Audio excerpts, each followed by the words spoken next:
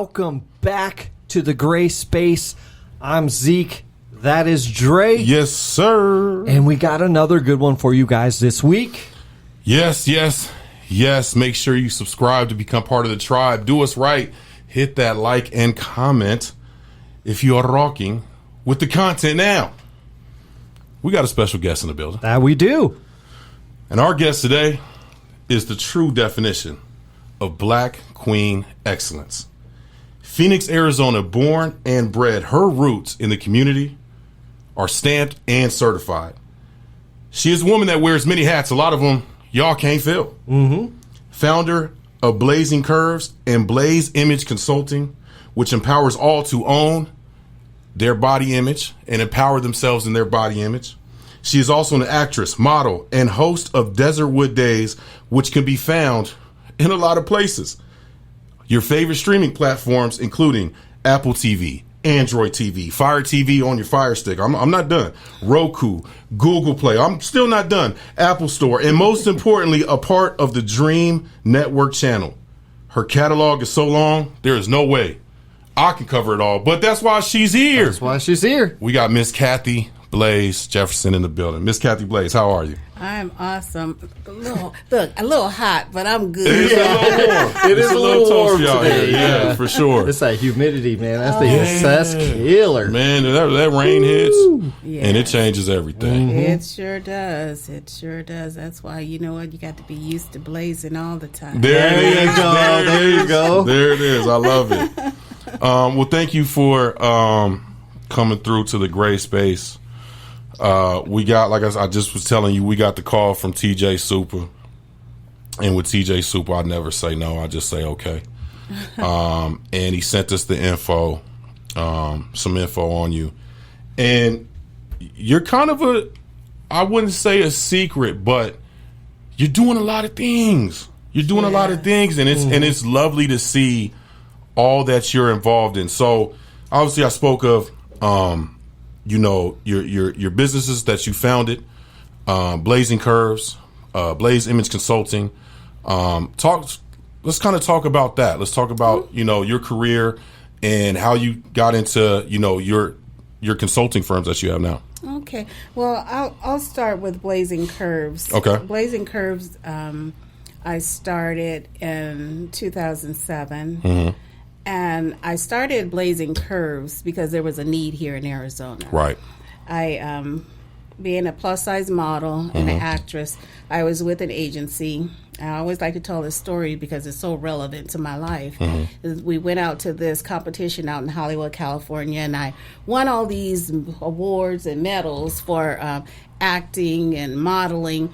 Then I get back home to Arizona happy that I just won all these medals, but they meant nothing here because there wasn't any platforms for plus-size models. Right. I mean, actors, there's always an other, as they put it, an other role that we could audition for. Right. But there's not, hey, this role right here, this lead I want to audition for because it's either it's Caucasian female or there's plenty of roles for black males, or is the fit.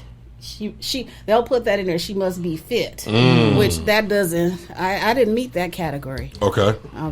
I don't think I was what they called fit since I was 17 or 18. Yeah. Right. So I went back to my roots with my grandmother saying, if it's something that's not there, you create it yourself. And that was the reason why I created Blazing Curves. Okay. Because I was going outside of Arizona to work. Right. And why should I have to leave my own home to work when there's plenty of work here? Plenty of opportunities, right. But that was what I was having to do, so I created Blazing Curves. I say I created it for selfish reasons, which it was for myself. But I think God had another plan for me. For sure. Because I started getting calls and messages on social media because they would see me posting my pictures and things that I was doing. And I would have husbands messaging me, can you help my wife? Her confidence is low. She won't wear this. Or can you just help her in these areas? Dope. Or I would get messages from parents, my child is being bullied in school because of their weight. Can you talk to them? And I've talked with children. I also worked with there was this group I was collaborating with for children fashion shows. Okay. And there was kids there that I'm blessed to say that I touched their lives in some way. That's awesome. Actually, I was on a show the other day, and the mom, I said, I don't think I met you. She go, oh, yes, you did. She said, don't you remember my son? And it was her child that I had worked with as a kid model, awesome. and he is now 15. So, Oh, wow. That's awesome. So to say that I've touched lives because of something that I created selfishly for myself, it wasn't just for me. It was for other people that was having the same issues that I was having in my life. So I started Blazing Curves, and for years I did it was Blazing Curves. It was just women modeling and strutting their stuff on the runway. Then I had this idea, I'm going to bring men in. So I started having, so I'm like, I can't call them my full-figured men, because men don't want to be called full-figured. Right. So then I called them my men of presence. So I like that. I had men modeling, and I'm still in that. Right? That's going in the notes. Yeah. I'm a man of presence. You know what I'm saying? Yeah. there's one that touched me the most. His name is Ray, and Ray was so excited. He brought his grandmother, his mom, his kids. They were all in the front row. And I can show you that picture, the smile on his face. That's dope. And that was because his family was watching him achieve something. Yeah. And he wasn't insecure, and he was so confident. And that showed in his smile. Yeah. So when I see people feeling that way, that does my heart so much good. I bet. Yeah. Or when I have people our age coming up, their parents coming up saying, Kathy, thank you. That's dope. That's dope. So,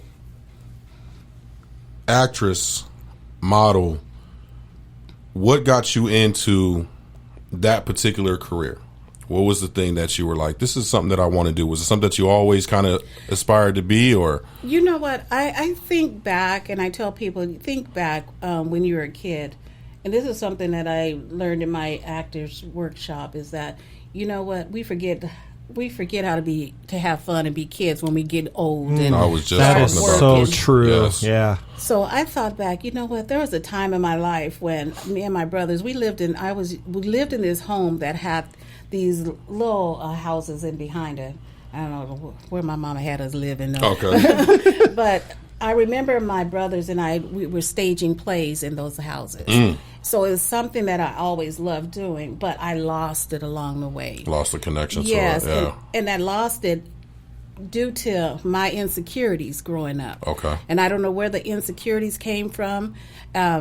Losing my confidence. I can tell you there was times in high school I wanted to try out for cheerleading. I knew the splits, I knew the moves, I knew everything, but my mind would let me go out there and try out. We were just talking about this. That's crazy. That was one thing that I wanted to conquer that. I wanted to quit being afraid to do stuff. Right. Because I felt like I missed out on so much in my life from not being secure in myself.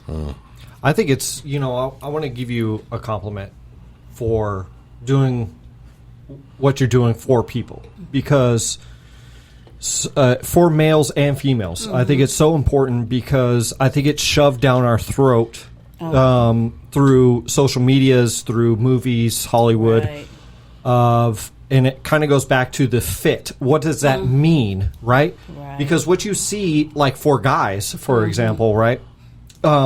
You see these Chris Hemsworth, or you see these guys that are playing in these superhero movies, right? And how unrealistic that really is to maintain, right? Where guys and females, like on the other side of that, right? Where you have to be this big, tiny, skinny, round, like that is, first of all, it's very unhealthy to be that way.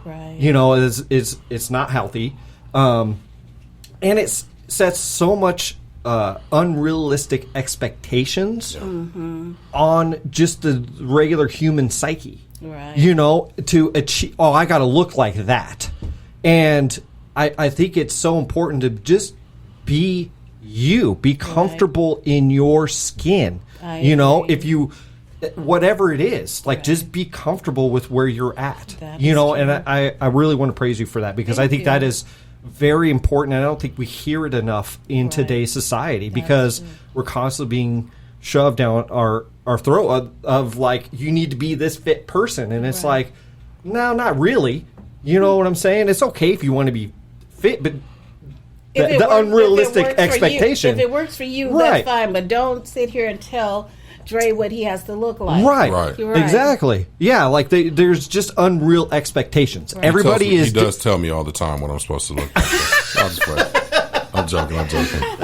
Never. You know, I would never tell anybody, you know, you need to look this way. Yeah. Like, there's beauty in everything. You know, but and you're right about that, but you know, I just think about 24 hours a day, we either seeing it on television, we're seeing it on social media, we're seeing it in the media that's coming into our mail each day. I mean, so our children has to see all this all day long. I mean, just think about, I always use this for an example also, what's her name? Gabrielle Sidibe. Okay. When that movie came out with her Precious, what was the first things people were saying about this young lady? Okay, think about that. Yeah, that's true. And just think about it. They were saying this probably in front of their children.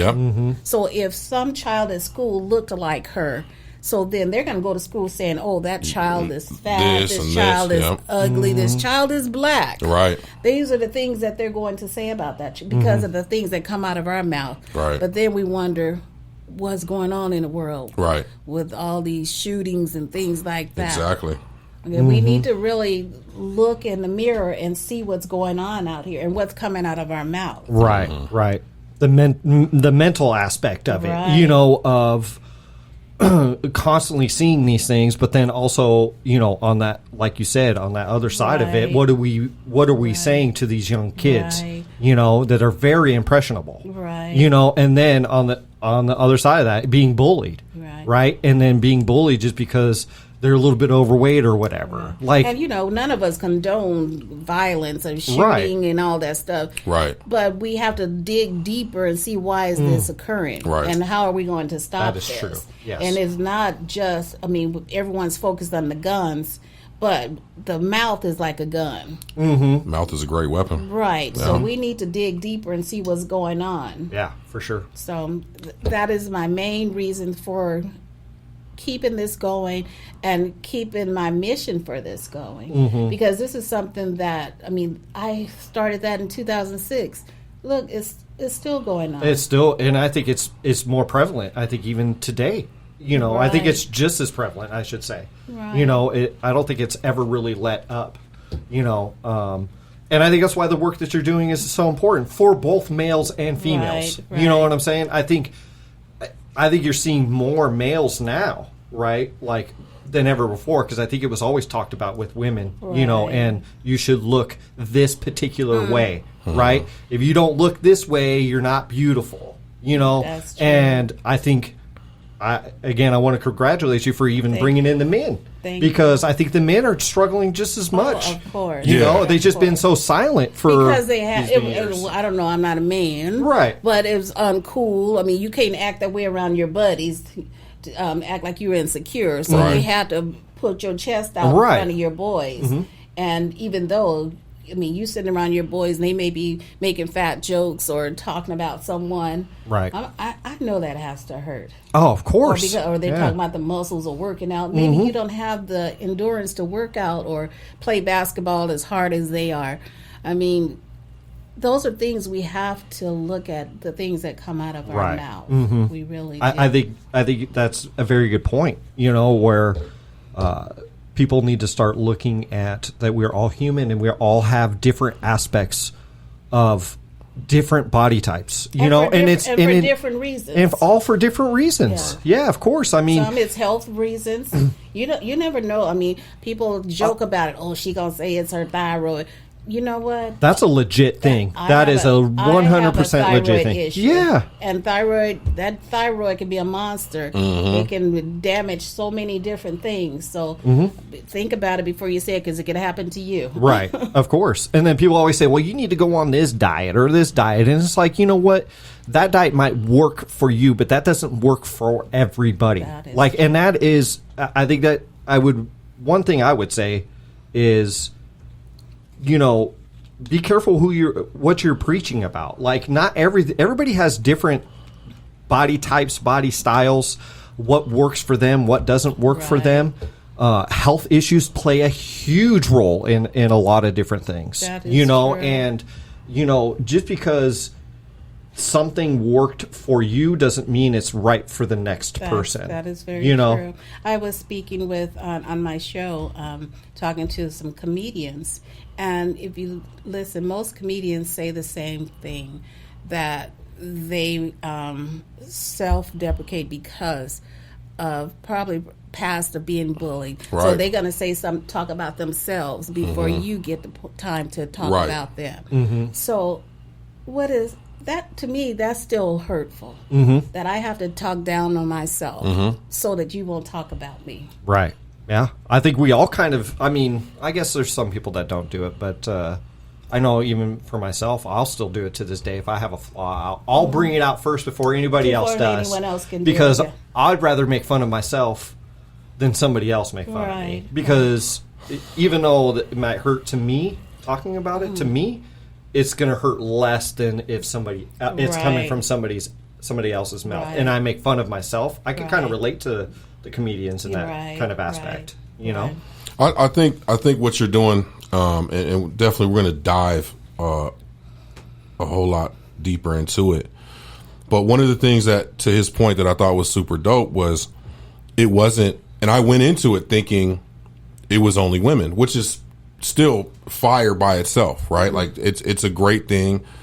I have 3 girls, so I'm always going to be like pro women, whatever, body image. I'm always going to be all about that. But then when I started kind of looking into it, and I was like, oh, it's for the fellas too. And I think my personal, for me personally, my personal journey with weight, I grew up very skinny. I was a skinny kid basically my whole life until I was a skinny kid too. Yeah, until I got married. But you know what? I didn't like it though. I didn't like being skinny. I didn't like being super skinny. I always wanted to be, as a man, I wanted to be bigger, swoller, right?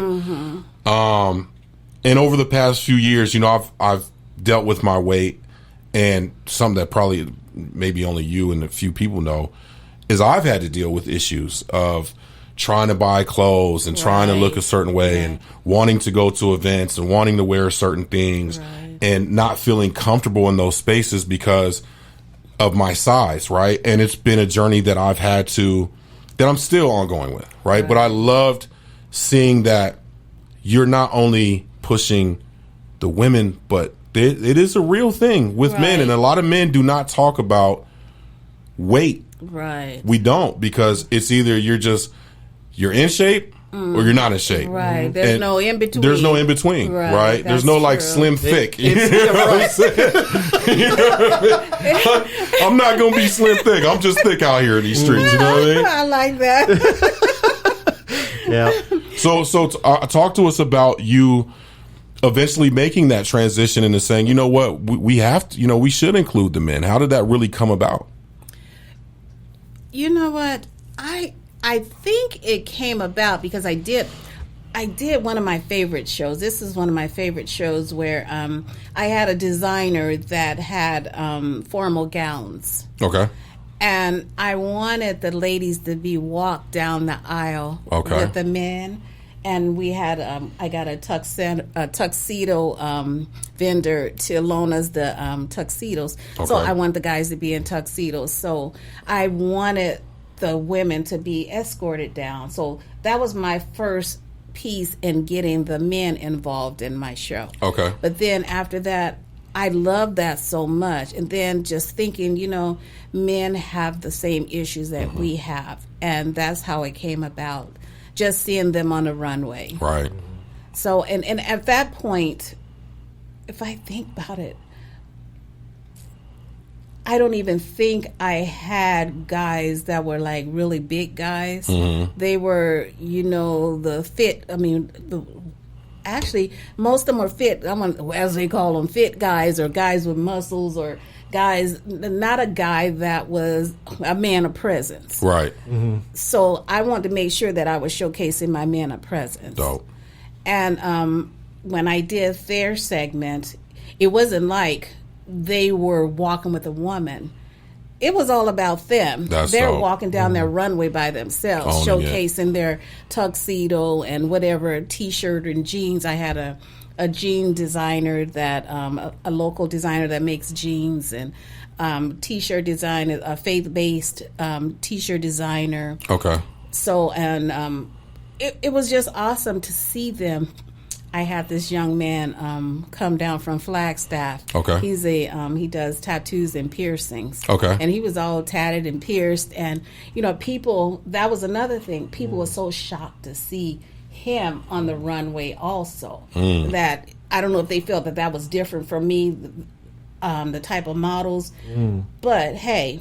He's a part of this diverse group that people turn their nose up at, and he strutted. He worked that runway too, so I enjoyed having him there. But and the ladies enjoyed him too. The ladies was out there. Oh yeah, that front row was clapping. Oh, nice. So no, I just learned from that point. It showed me something else. I mean, growing up with 3 brothers, and you know what? I never thought about the issues that they may have faced, or what they were going through. Or I got lots of male cousins here. You never think about things that the male is going through. Yeah.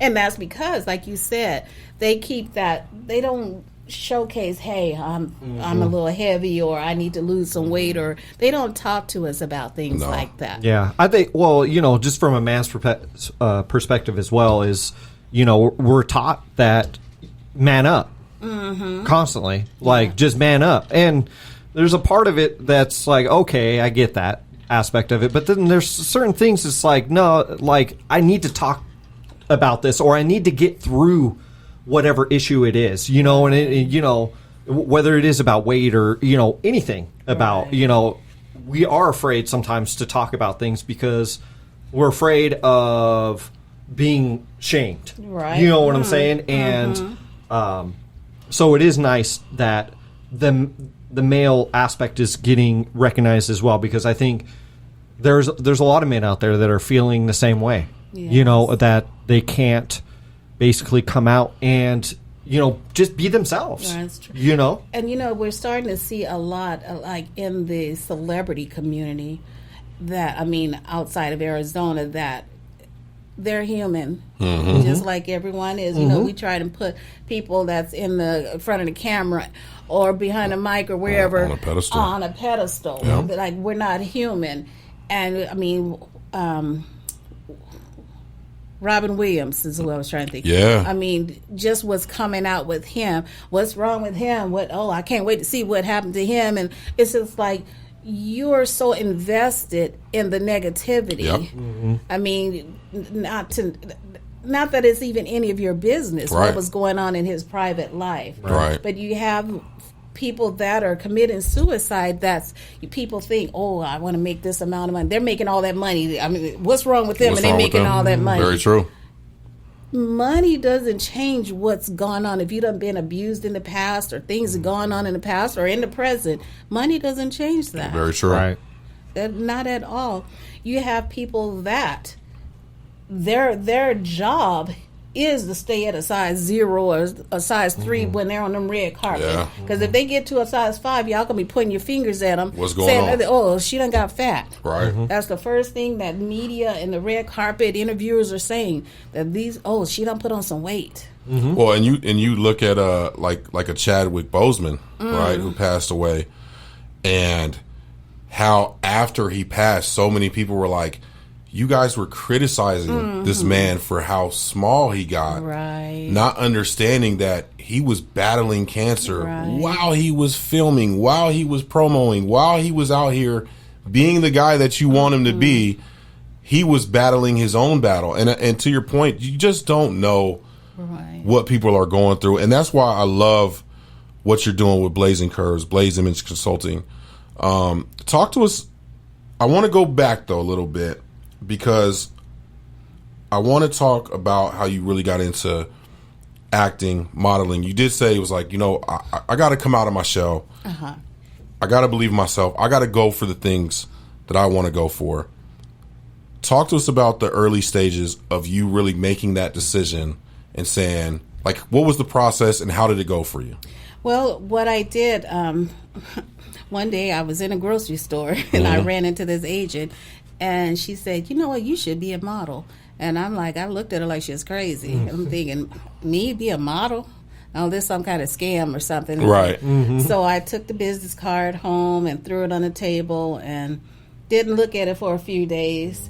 And I'm a Virgo, so we go back to things. We just like that. We just anal about stuff. Okay. So at that time I was married, and I was talking to my husband about it, and he was like, "You should do it." I'm like, whatever. I was still having that bad mindset about it. But then a couple of days passed, and then so I called him, and they set up an appointment for me to come in, and I went in and they told me what their program was about, and walking through there, looking at the walls and seeing pictures of plus size models. It wasn't a celebrity model or a Tyra Banks or anyone else. It was looking at the plus size models on the wall that had got my attention. Okay. Even though I'd never seen none of the models and seen them doing nothing, so I'm like, what happened to them? Right. So again, signing with them, then my goal was just for the modeling part. And I got to tell you this little story. So we were doing, their thing is you do a photo shoot so you can get your headshots and things so they can send you out for castings and stuff. So there was this guy that came in from New York, you say, and he's doing my makeup. And he's like, "You have your makeup?" I'm like, "No, why would I have my makeup? You're the makeup artist." And no one told me to bring makeup. So he's like, "Well, no one told me that I was going to have African American in my seat." Okay, so you sitting here bragging about being this big time makeup artist from New York and touch all these different faces, but you're supposed to be prepared for anybody. Right. All skin tones and everything. Yeah. So, needless to say, I looked a hot mess with his doing. Okay. He didn't have my color, my shade of foundation, which taught me a lesson because I was my beginning that I always take my makeup with me. Okay. No matter what. And to this day, you'll never catch me going anywhere without my makeup. Okay. So, after that, doing the modeling, doing the workshops, and then their thing was that a good model should be an actor. Okay. And vice versa. So why do you know why? Why would they say that? Because you know what? You're always in character. Okay. On the runway, Makes you're sense. in character. Okay. It's all about your face. It's all about your hands, everything. Right. And you can tell, for me, you can tell the models that's not in the acting field as well. Okay. And that is one thing that I worked with the ladies that were really into the field of modeling, working on their face and their poses and how to hold their hands and things like that. Okay. So then the acting workshop started. They convinced me to do the acting workshops and to go to this competition in Hollywood. And I really wasn't into it, but my counselor, whatever his role was, he talked me into doing it. So I had to create these scenes and that I was going to showcase in Hollywood. So I did this scene from what was that scene from? I don't know if it was I don't remember. Was it one from a Scarface? Was it Scarface? Well, anyway, he was very negative. Okay. He was like, "I don't like it. You need to do something different." And it was like he was really negative. But I still did it. Okay. I took it and I did it, and I did win an award for it. Awesome. Nice. Yes. Nice. Yes. Awesome. And a couple of others I created myself. I was a superwoman. So then I had to model in a bathing suit. And my thing is, I'm there on the stage there was like people from like 50 different countries there at this competition. Okay. So I'm sitting in line way in the back. My nerves, you wait, your nerves going to start getting bad. Oh, yeah. And I'm sitting there waiting. And I'm like, oh, Lord, why did I let these people talk me into doing this? And I can tell you, out of all those models, I was the biggest one there. Okay. So that made, I was uncomfortable. Still at my stage where I was uncomfortable, being uncomfortable with these girls that are there that's able to wear a two-piece and didn't have a roll showing and just smooth bodysuits. So it was getting close and closer. I was ready to run, but I couldn't. There was nowhere I could run. Okay. There were people behind me. So I got up there. It was my time to go, and I started doing my self-talk. And this is what I was trained to do. So I got up on that stage. Those lights hit my face, and I just did my walk. And afterwards, everyone's clapping. I said, that's where Kathy Blaze was created, right there. Dope. That's where Kathy Blaze was created. And when I came back, like I said, I was ready to work here, and there was nothing. And that's where Blazing Curves was created. Fire. Nice. Fire. Yeah. If I hadn't have gotten with that agency, if I hadn't gotten to that competition in Hollywood, I wouldn't be the person I am today. And there's something to be said, right, for you had to be uncomfortable in that moment, Yes. right? Like that moment, it was like, okay, I'm here. Like you said, you wanted to run. Yes. And there was nowhere to run. And there was nowhere to run. And taking that, do you think that, I mean, I guess the answer's already there, but has that moment stuck with you as you've continued to do your work with Blazing Curves and the image consulting? Do you always kind of draw back from that particular moment of being like, I had to go? Yes, I draw back for that moment. I tell you, I still got that bathing suit. Do you really? Yeah. Awesome. Nice. I still got that bathing suit, and that was from 2007. Okay. 2006. I still have that bathing suit in Fire. my closet. Yeah. I have this girlfriend, when I talk about auditions, and now because of COVID and the way the world has changed, we have to do self-tapes and stuff like that. And my friend would say, and I'll say, ooh, I got a little nervous. She said, you remember you, Kathy F. and Blaze. There it is. Nice. That's her line. That's what she'll tell me if I tell her my little nerves was acting up.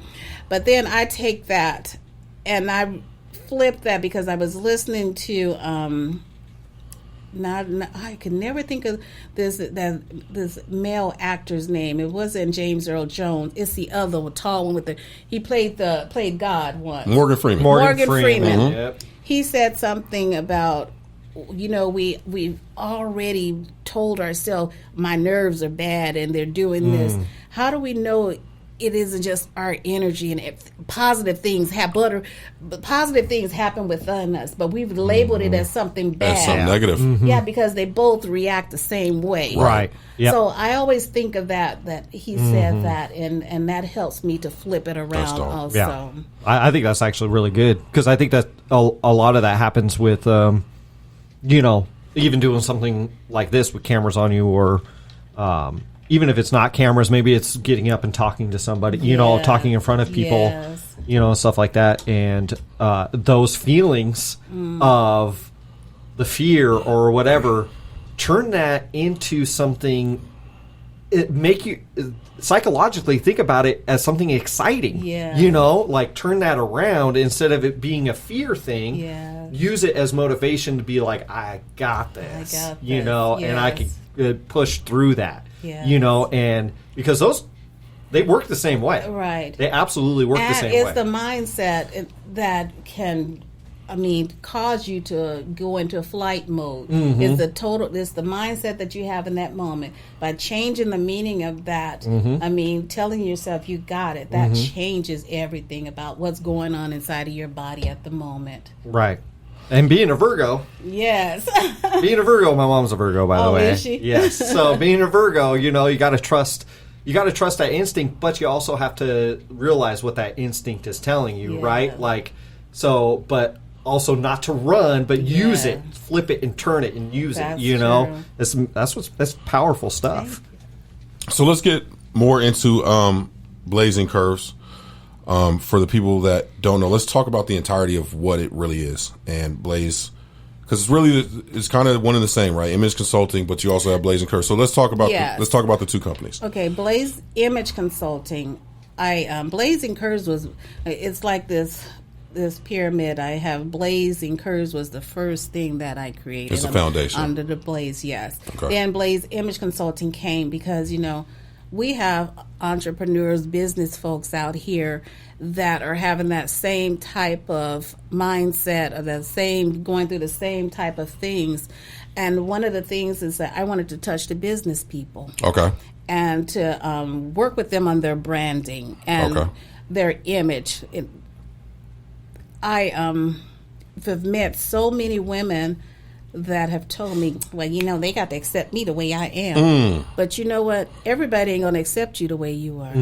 You can be the most talented, whatever, actor. You can be the most talented author, whatever it is that you are. Right. Okay, but you can have Susie over here that don't know Jack. But because she has the image that they're looking for, what they think it should be, they're going to go with Susie because you're showing up over there looking a hot mess. Right. Not professional. Not professional. Right.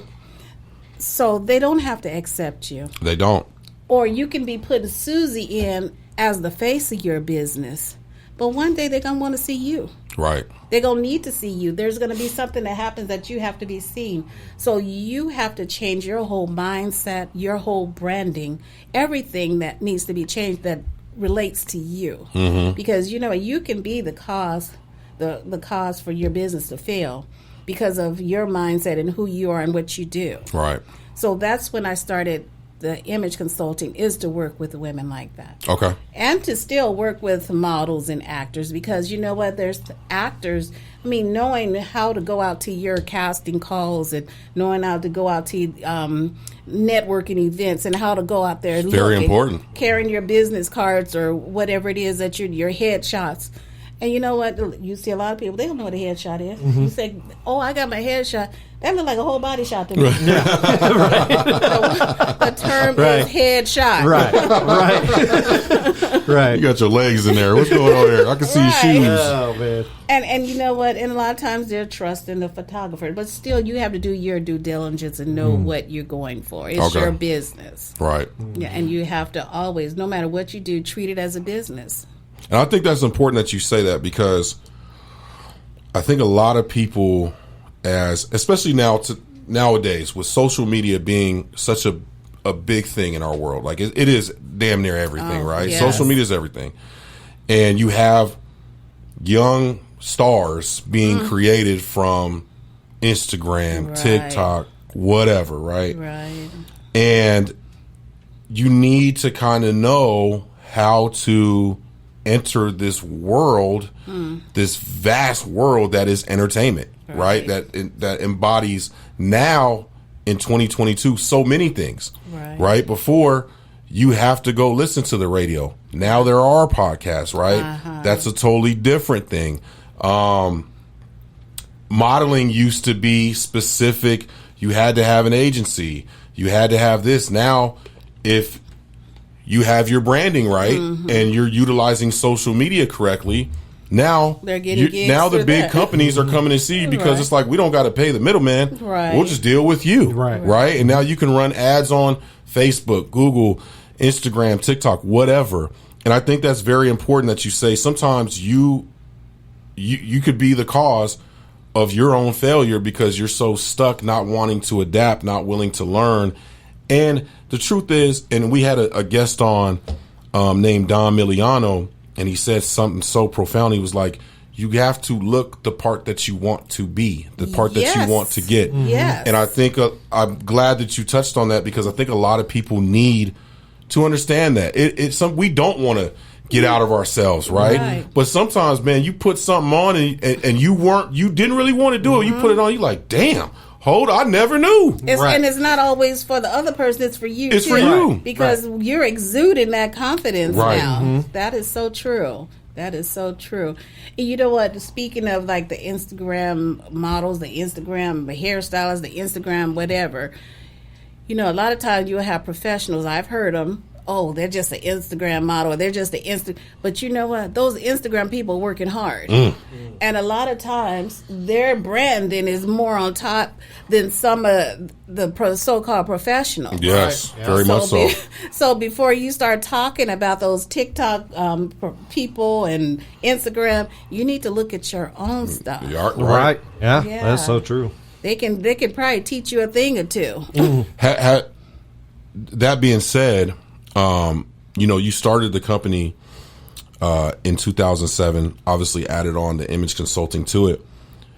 How has, kind of a two-part question here, how has the last 2 years affected business for you? It's got to be some way, right, with the pandemic and all that. And how has social media affected your business, and how have you been able to use that to grow? Well, with social media, it's caused me to reach outside of my environment, inside of being local. I've gotten clients outside of Arizona, and these are people that I had networked with before. And a lot of times people see you and see what you can do and like what you can do, but they don't reach out. So I had to do my due diligence and reach out to them. Okay. And I started offering what I would say like I would do a free 15-minute consult on their image and things like that. You know, sometimes you had to give something to get something. For sure. So that was what I started to do, and I got customers outside of Arizona. So that was my goal, because I never felt like I had an Arizona mindset that, oh, I just want to work in Arizona. That's good. But I want to work in Arizona. Right. But that's the base. Right. But that don't mean I don't want to work outside of Arizona. So one of my clients was in one that was I worked with in Vegas, and she was doing a new branding shoot for herself. And the goal was for me to FaceTime and help her while she was there on set. Okay. And you know what? We have access to doing anything now. Right. Okay, just have a good iPhone or whatever. Yes, I said iPhone.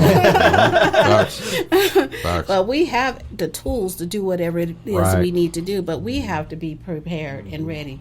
And speaking about the image, I mean, there was a time when people, they're all having to work from home. But the thing is, I don't want to be on camera. You don't want to be on camera because of your image. You don't want to fix your hair up. And that was something that I was doing, like workshops on simple ways to do things to be prepared to be on camera, giving tools to doing it the simple way so that you don't feel like you got to put on a full-fledged face of makeup, dress and a suit or whatever it is. There's ways making sure that you're in an area where there's a backdrop, or utilizing the virtual backdrops so that you're not in a cluttered room. So no one wants to watch all your clutter in the back. No. So those are some of the things that I was doing, was creating workshops so that to teach, to help around that COVID time that that we were all stuck at home. Yeah, right. And it, you know, it was a transitional time, I think, for everybody. And you know, our growth came a lot through that time, which was, you know, because we started literally a month, I want to say, like when we really started getting into it, a month before the pandemic hit. And then it was like, okay. Yeah, what are we going to do? What are we going to do? You know what I mean? Yeah. But you just kept going, though. You just have to adapt. You got to keep going. Yeah. And as much bad that came out of, and you know, we're technically still in it, right? Like there's cases are still on the rise, and it's not gone away. We've just kind of learned to kind of coincide and live with kind of the times that we're in. But do you think that helped just overall your business and kind of everything that you're doing? Do you think that time kind of helped you grow? Like, how do you feel about it? Helped me grow in the area of getting, like I said, getting clients outside of Arizona. Okay. Utilizing the tools that I had to create other content that helped me with. I did something that I call Nighttime Divas. Okay. And that was on the acting realm. So I got together with like 3 other actors, and we would do these skits once a week. Okay. So it gave me the opportunity to do those types of things and to hone in on my craft more. As far as my business, the way that it hurt it was being able to do my annual events and being in a venue and having those types of things. Right. So that was where I wasn't able to do those things. I did do what they call like a virtual, like I had for my annual from Blazing Curves. I did like a virtual type event. Okay. And I had some guest speakers there, and so I was able to do it that way. But that way you still take a loss in your funds right there. Right. Yeah, but do you have plans for a live event to come back? You know what? That's that's in the making. I'm still thinking about that. Yeah. Because I did start a nonprofit also. Okay. Talk to us about that. I have a nonprofit called RaisingBritt. Okay. My daughter's name is Brittany, and I saw that. Okay. and talk to us about that. RaisingBritt is a nonprofit for parents with special needs children. And that's, again, you know what, it's all, to me, it's all about community and supporting the people in our community. And we have so many parents here with special needs children, and again, they're up under the radar. I mean, and I know the reason for that, being a mom with special needs myself, is that you're always in a protection mode. You're always about, and people are like, well, all mothers are in a protection, but the protection mode that parents in with a special needs child is more heightened. We worry about that child the minute they're out of our sight. I mean, we worry about children without disabilities, but this is different. I mean, you have a child that may not be able to voice if someone's touched them or did something to them, or a child that can't walk. I mean, they're totally dependent on someone else. So that is heightened. I tell you, people laugh at me when I tell them, when my daughter first went to school, I followed the school bus. I was driving right behind the school bus all the way to the school. I mean, because, I know them folks. Yeah. Right. So I just, that was something I had to do until I felt comfortable that she was okay riding in the bus by herself. But, I sorry to interrupt, but that, he knows. That hits home because I do have a daughter that's special needs, very young, and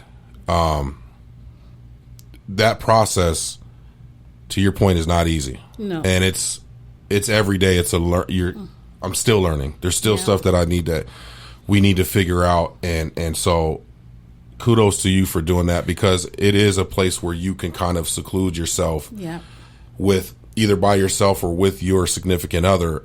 And you kind of just try to own it yourself and don't realize that there are a lot of people, not just special needs, autism, which I feel is still special needs. It is, yes.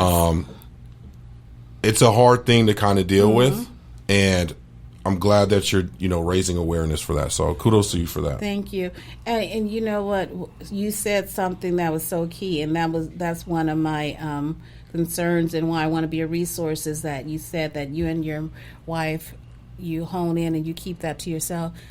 A lot of times parents don't get a date night. They don't get time to themselves because they have a child that they may not have a babysitter. It depends on how their level of their disability is.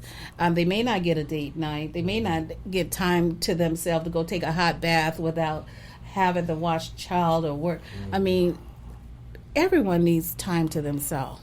Very true. And to not be in this mode where you're concerned or you're fear that something's going to happen. I can tell you, as a mother of special needs, you're always thinking, what if something happened to me today? What's going to happen to my child? Very true. So that's something that never goes out of your mind. That's 24/7. Yeah. And then, you know what? You have other people that don't feel, I don't know if some don't feel comfortable. They don't know how to ask. But my thing is, if you know someone that has a special needs child, just call and say, hey, how you doing today? Check in on them. Do you need me to come over and sit with whomever for 30 minutes while you run to the store and go get your nails done or go to the barbershop or whatever? Right. But, you know, a lot of times family and close friends forget that you need that just as well as they do. Right. That is so key. And real quick, anything you got going on with that organization, please let both of us know. I mean, I would love to help out in any way possible. Thank you. You know what I mean? For sure, because like I said, it hits home. You know what I mean? So anything I can do to be of service at any type of event or whatever. I mean, if it's putting up chairs, I really don't care. You know what I mean? We'll be there to help out and make sure that whatever you got going on is successful. Wonderful. For sure. And you mentioned if I do have an event this year, it will be for RaisingBritt. My thing is now it's all about fundraising. Okay. That's what. Yes. That's where your focus is at right now. Fundraising. Yes. And we helping with that too. Whatever we can do. You know what I'm saying? Links, whatever. We'll definitely help out in any way. I don't want to miss on your show. We dove into a good chunk, but let's talk about this show, DesertwoodDaze. Yeah. How did it come about? What is the show about? For the people that don't know, you know, like I said, you can find it anywhere. So talk about the show. I really want to hear about it. DesertwoodDaze was created by my executive producer, George Obart. Okay. He's an awesome guy. He's one of those people that likes being behind the scenes. Okay. Okay. He look, I say he starts blushing when I start putting him out there. But he needs to be known in the community. He does a lot of community stuff too. I mean, he's that guy that let's say you're doing a film or you're doing something and you need help. He's there to help. He also started a company called, I think, MovieWorks.com. I believe that's the name of it. And I think DesertwoodDaze falls up under that. And that is to be able to help other filmmakers get their films up and running. Okay. I know we have one company we're working with, like on their editing and their sound and whatever. So he's the guy that this company helps others get their projects done. Okay. But then he created DesertwoodDaze, and people always ask me, well, how did you get that role? Well, you know, I worked with DesertwoodDaze on, with George on a film called Pizza Shop, the movie, some years ago. Okay. My character was Big Marla. Okay. Big Marla was something else. I believe it. So, and I worked with him on a few other films after that, and he said when he thought about the host of this show, I was the face that he saw. I was the person that he wanted dope. in this position. So DesertwoodDaze is a talk show. It airs Monday through Friday, and DesertwoodDaze has a focus on entertainment. Okay. Arizona entertainment. Okay. So we've interviewed people from musicians, singers, actors, filmmakers, authors, comedians. We've interviewed what I call her, one of the golden grannies from Phoenix Mercury. She dances for the Phoenix. Oh, like yeah. 80-something years old. She's so Dope. cute. And anyone that touches entertainment. And I tell you that I love this show so much because it shows how much talent we have here in Arizona. Yes. And being a native, I really love it because it shows our state. Our state has a chance to do some big things. Yeah. You know, we just have to support each other. Yeah. Very true. And that's what platforms like yourself, platforms like DesertwoodDaze, that's what we do. Yeah. And we have to showcase these people. And you know what? Because a lot of times, talent, they're not able to get out there because they don't have the money to buy marketing plans, and they don't have the right people behind them to help get their names out there. So I love that we're able to help them. Yes. So, I mean, I just can't believe how much talent we have out here. We have so much talent out here. And Stupid talent, just the connections that you make with these people, you know, I think that's really rewarding as well. Like talking to just another fellow human, right? Yes. Just about their craft and what they're passionate about. And it's a beautiful thing, you know, to get to know these people, you know, even it's a short period of time, but it's amazing. Like sitting down here with you, it's what I love most about doing what we do. It's because there's just so many beautiful people out here doing things that are, you know, again, there's people, you know, in hip hop that we've done, but then they do these side things that they're, you know, with their community and stuff like that. And it's like even more exciting because you're like, oh, I thought you just did this. And it's like, no, I do all these other things and those too. are the ones that I go for. The ones that's doing something in the community. Right. I mean, you can be a musician or whatever, author or whatever, but I'm really going after the ones that I know, hey, they're out here doing this, they're volunteering, or they're doing something in the community also. Right. Those are the ones I really want to showcase. For sure. Right. Yeah. For sure. So that's Monday through Thursday. Monday through Friday. Monday through Friday. And we do repeats on Saturday and Sunday. Is it at a specific time? Yes, Monday through Friday, 3 p.m., and then we repeat that show at 7 p.m. Okay. And then Saturday and Sunday, it's usually, I think, 3 and 5 on Saturdays, and Sunday is 3, 5, and 7. Okay. And when we're not airing shows, then they're playing music videos. Okay. Yes. And that's on the Dream net. What is it? Dream? It's on the on YouTube. It's a Dream Network channel. Dream Network channel. Okay, that's what I thought. But airing live, it's on the Dream channel. On the Dream channel. On the local BTV. Nice. Awesome. And I mean, I listed all the other ones. You know what I mean? Roku, Fire Stick, Apple. You know what I'm saying? Google. You know what I mean? It's everywhere. You can get it everywhere. You get it everywhere. We've been trying to get more musicians so that we can play their music on the station, and it's sad to say that a lot of the musicians, I mean, they don't own the rights to the music, or they don't have TV safe music. Or there's just so many reasons that we can't get some of the musicians. Music is in a weird spot because music is just from our perspective. It's, you know, a lot of stuff is sampled today, so you don't own the rights to it, right? So they'll just take it and then they'll just put it out, but they can't do anything with it. Right. You know, it's just like more for promotion than it is for anything else. You know, or it is very, you know, explicit, the ones that are just doing cover songs, and we can't use that. Yeah, right. It is. Music's in a very interesting spot. I think, you know, it's kind of all over the place. Yeah. You know, with that in that regard. Yeah. But the good thing is we do get to interview them and talk about their journey through the industry and find out what it is and where they see themselves and what's next for them. Just like we had a gentleman earlier that I interviewed, a young rapper. He calls himself, his friend that he's collaborating is the vegan rapper. Okay. And he's all about health. Okay. So I'm like, that is really cool. That's because dope. You know, nowadays with our children, I mean, they've taken so much out of schools as far as things that they can PE and dance and all those things. All the extracurriculars, yeah. And they're looking at social media. They're on they got them little things in their hands 24 hours a day.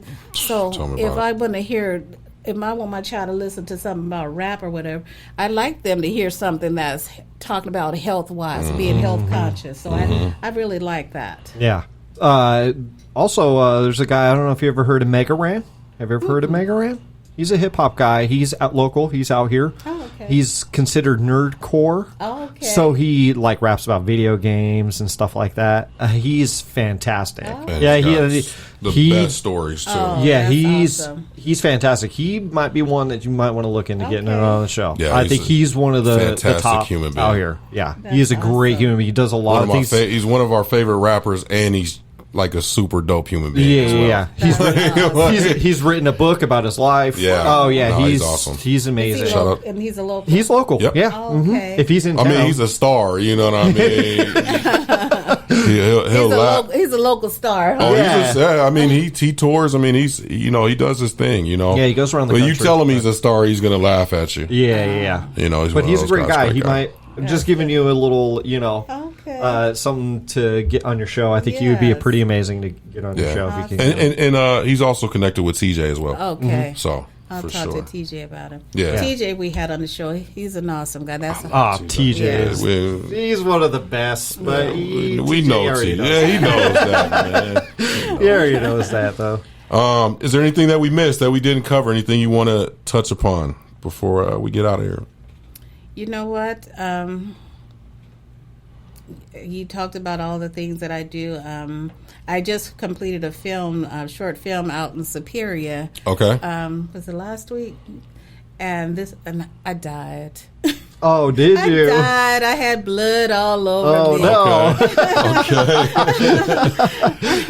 And you know what? I love the writer for what she did with this film, because we were talking about the roles and not being roles because of whatever the main reason is. Mm-hmm. And for this film, the character that I play, I was a black woman with a husband.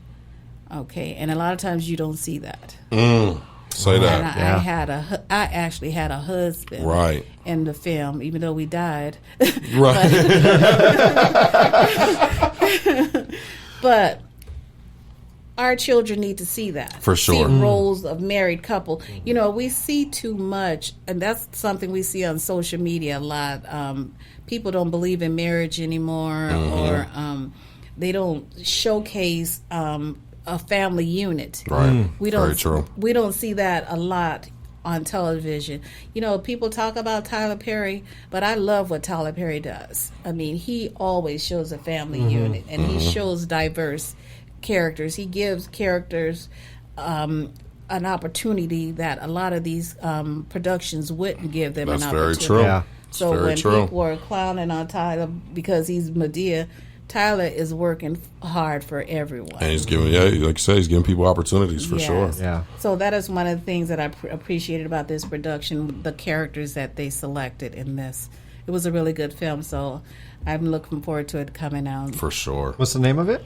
It's called 42 Seconds. 42 Seconds. So, Yes. Okay. We'll be on the lookout for that thing. Yes.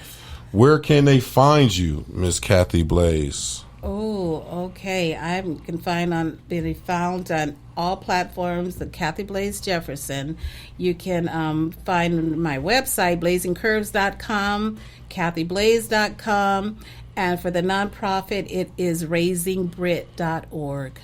Awesome. Awesome. And you know how we do. We're going to sprinkle that Oh, down. of course. It's going to be down. It'll be down there digitally. You know what I'm saying? Thank you so much for coming. Thank It's you. been a pleasure to talk with you. Very It's much so. amazing. Thank you. Yeah. Love what you're thank you. doing. Thank So, Yeah. you guys stay safe. You guys stay positive out there. And as always, this is the Gray Space. Peace.